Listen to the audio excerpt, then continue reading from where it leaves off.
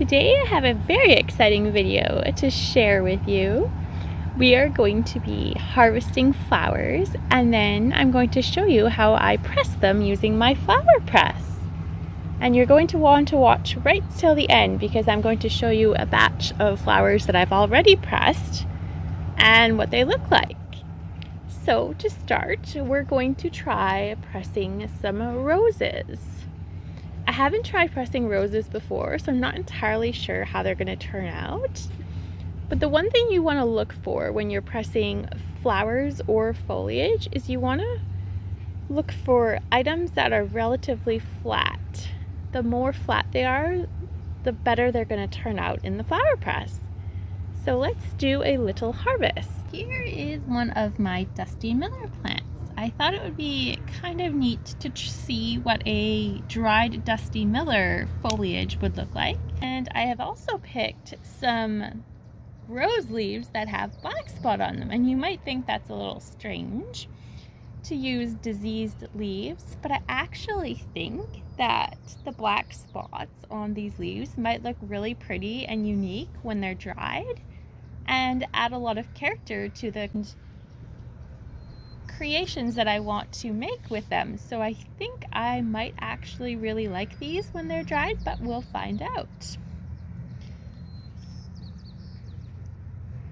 And next I'm going to cut a flat rose and see how that goes. So here we have a rose. It's not totally flat, but it's relatively flat.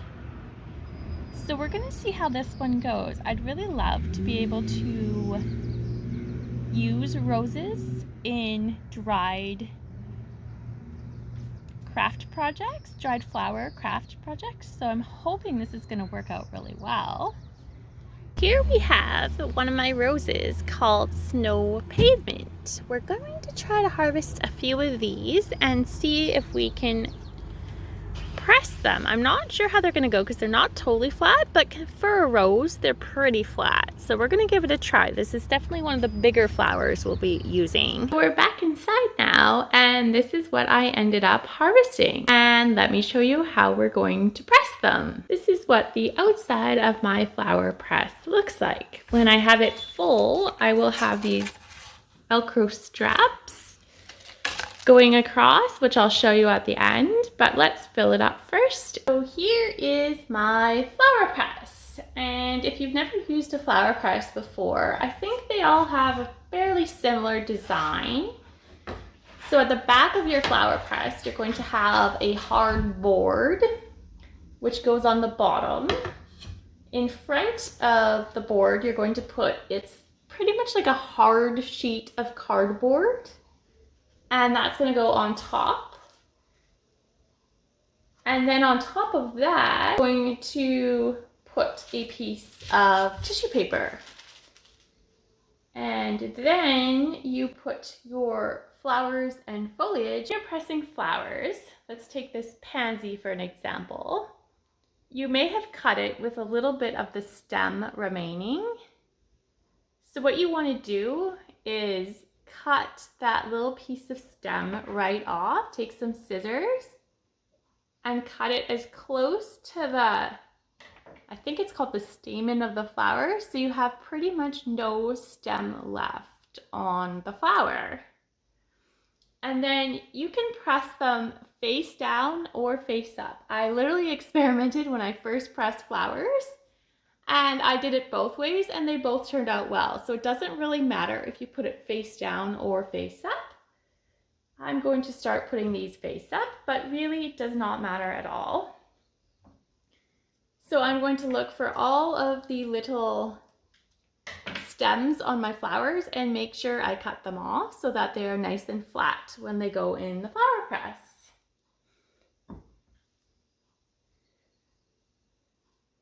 And here's another pansy, a nice pinky purple one.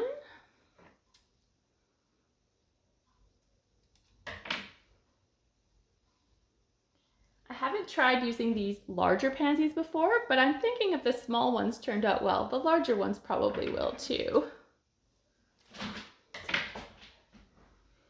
I'll put this one face down just for fun.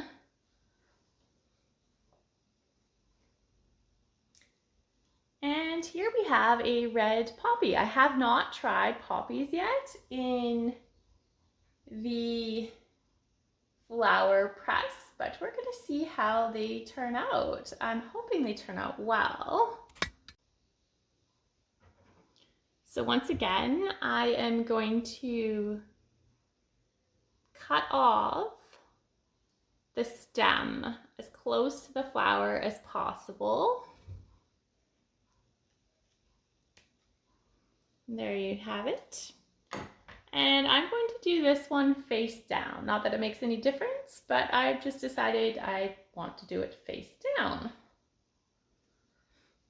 And we'll see how many we can get on each piece of paper to make best use of our flower press.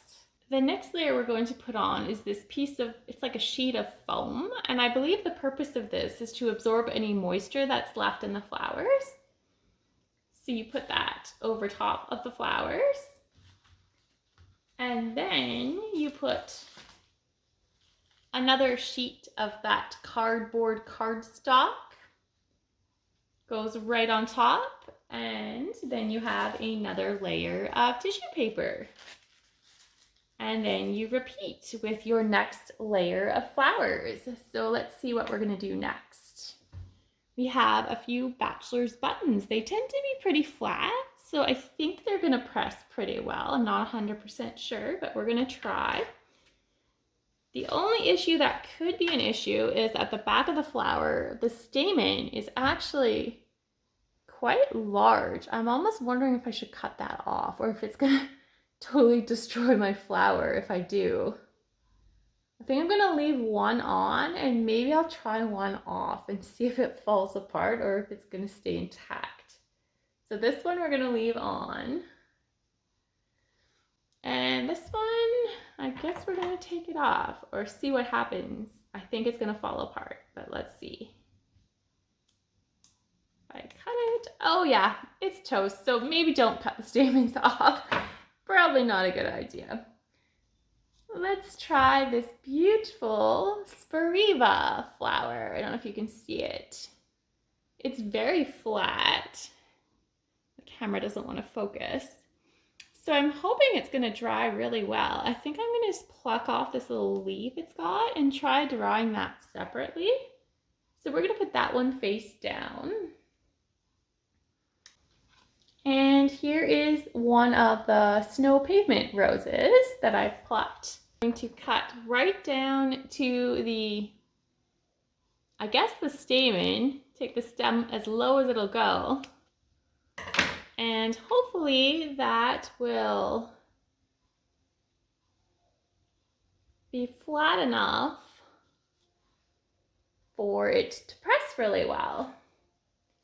Plop that flower onto the press. And here is another one of our roses. I call this a chameleon rose because it's always coming out a different color. And it's not quite as flat as the other one, but hopefully it turns out okay. So we're going to do the same thing. Same thing, we're going to cut it at the bottom and put it face down onto the flower press. And here's a little pansy. And I'm actually going to try pressing individual petals that came off of my bachelor's button when it fell apart and just see how they turn out, because maybe they'll be really pretty too if they work out. So we've got one layer done and we're going to cover that with a piece of foam. And then we put another layer of cardboard over top and another layer of tissue paper. I think I may have harvested too many items for this flower press, but we're going to find out as I keep filling it up. If I run out, then I can always do another method, such as using a book or something like that. I just remembered my flower press came with a whole bunch of extra sheets. So I'm going to see if I can make a few more layers in this collection that I've got going on here. It looks like it has just one more sheet of cardstock, so probably can only do one more layer, but that's okay. It's another layer, so that's awesome. And we've got multiple sheets of the foam that it comes with. So we'll put another layer of foam on top of here. And then we've got our cardstock. And I am going to use a new piece of tissue paper. There is a sheet of tissue paper. So we will make just one more layer in this flower arrangement. I have a hosta leaf I took from my hosta plant.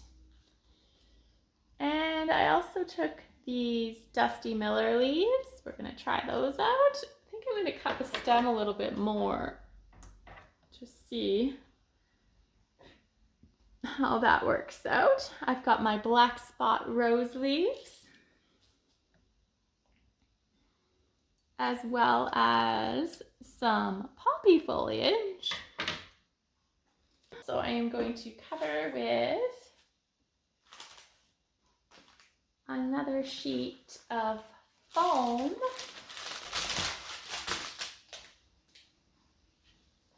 on the top. And then we have the top part of the press. This is what it looks like. I'm going to put it on like so. And then this is where our Velcro straps come in. We have 2 of these.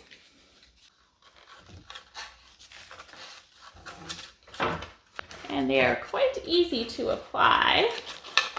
You just put them around your flower press.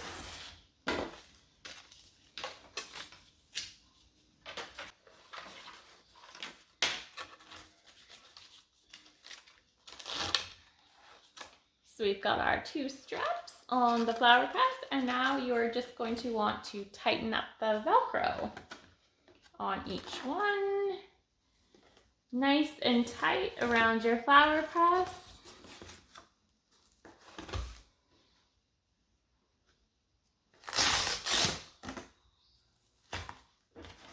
And that's it. That's all there is to it. That's how you press flowers with a flower press. Now you're going to wait. The package says about 3 days. I tend to wait at least 5 days in our wet climate, possibly even a little longer because I like to be on the safe side. And then you have some beautiful dried pressed flowers you can use in all kinds of arrangements. So let me show you the ones I have already pressed now. And before I show you the flowers I already pressed, the last step actually is to put your flower press into this plastic bag that they give you when you buy it. I'm not sure if it makes any difference, the plastic bag, but that was in the original instructions. So here's what you can expect your pressed flowers to look like. I've started taking them out of my flower press, and I'll just give you a few examples of what we did for pressing. On this side of the paper, we have some rock roses that I pressed. They turned out extremely well. And over here, these are little English daisies. And over here are more of the flowers in the press. And over here are more of the flowers still in the press. So I will show you how I take them off and what they're going to look like.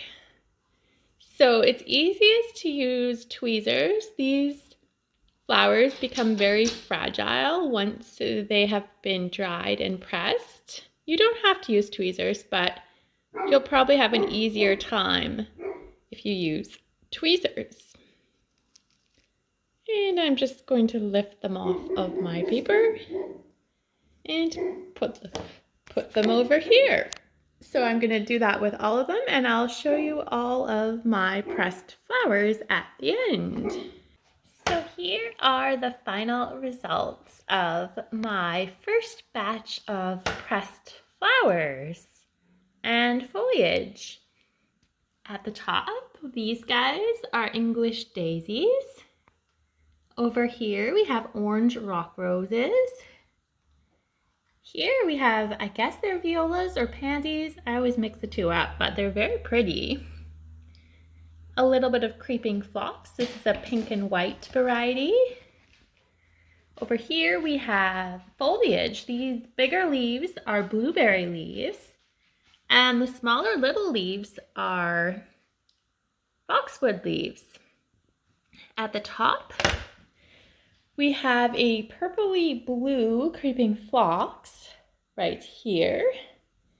And these little guys were kind of a test. These are actually gray sward, and they're slightly tubular, so I didn't know how that was going to go, but they turned out okay. So overall, I am super happy with the results. I will note that a lot of the flowers are extremely fragile, and you ideally want to use tongs when you're handling them. But I will note that the foliage here seems to be quite a bit more sturdy, and you can handle it much better, I find. Like it's not going to break on you with if you pick it up with your fingers versus the flowers, which are quite fragile.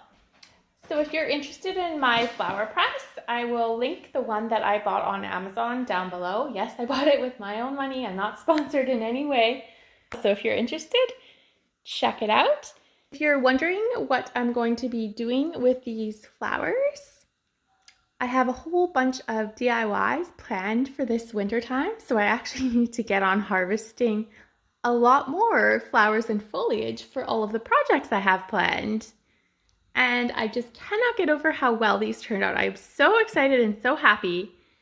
So if you're interested in pressing flowers, drying flowers, go check out the flower press. You actually don't need a flower press to press flowers. You could try doing it in a book. I haven't done that, but there's lots of DIY tutorials on YouTube, so check out another tutorial and try pressing some flowers. It's super fun. That's going to be all for today. Thank you so much for watching, and we'll see you in the next one. Have a nice day.